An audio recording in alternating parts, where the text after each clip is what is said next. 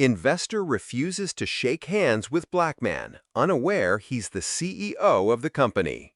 Before we dive in this story, hit the comments and tell us your city or country. Let's see how far this story reaches. If you like the video, please subscribe.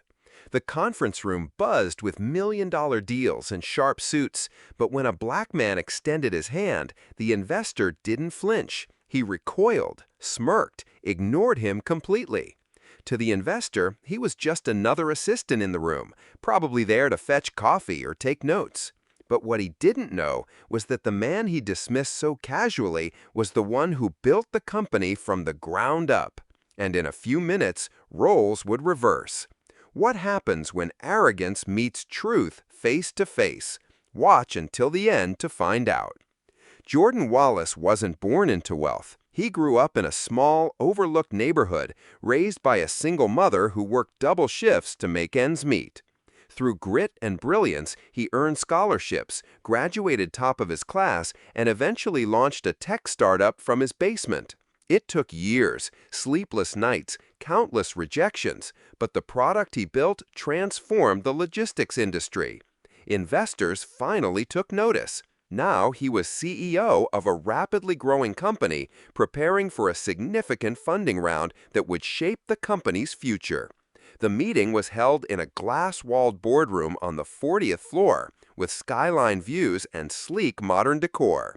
But when Jordan walked in early, dressed in a simple suit, no one assumed he was the boss. Especially not Raymond Crane, a veteran investor known for his ego, power plays, and old money arrogance. Jordan smiled and extended a hand. Raymond looked at him and turned away. Jordan didn't react, at least not outwardly. He had faced this kind of subtle humiliation before. Raymond greeted the rest of the team with firm handshakes and a false warmth, cracking jokes and scanning the room as if he owned it. He gestured toward Jordan without making eye contact, chuckling, "New assistant, huh?" The room froze. Jordan's co-founder, Sarah, opened her mouth to speak, but Jordan gave her a subtle glance. He wanted to see how far this would go. Raymond launched into his pitch, aggressive growth strategies, international expansions, and a controlling stake in exchange for his capital. He spoke down to the team, interrupting and ignoring input, while referencing real leadership and never once acknowledging Jordan's presence. At one point, he even handed Jordan his empty coffee cup without a word. But the clock was ticking, and Jordan knew something Raymond didn't. The real meeting hadn't even started yet. Finally, the door opened, and the lead VC from Silicon Partners walked in. "Sorry I'm late," she said, extending her hand. "Mr. Wallace, we're excited to hear your pitch today." Raymond turned, confused. "Wait, you're Jordan Wallace?" Jordan stood calmly, looked him in the eye, and replied, "Yes, CEO and founder." The silence that followed was deafening. Raymond's expression collapsed, his smirk erased. His eyes darted around the room, searching for an anchor, as realization settled like a weight on him. He had spent the last 30 minutes belittling the very man whose company he was desperate to invest in.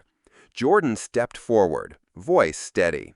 "We value integrity, Mr. Crane, and leadership that sees potential in people, not just profit." The other investors took note.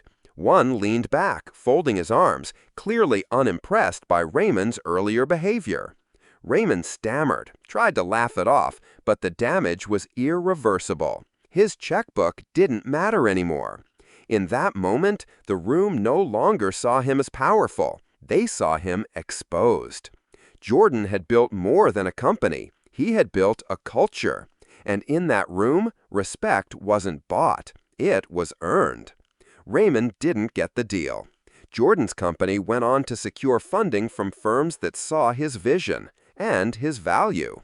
However, the incident lingered with him, not because it had hurt, but because it reminded him of how far society still had to go.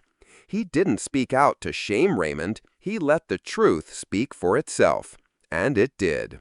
In boardrooms, in break rooms, and across social media, where the story quietly leaked, people began to ask, How many brilliant voices have we silenced because of our assumptions?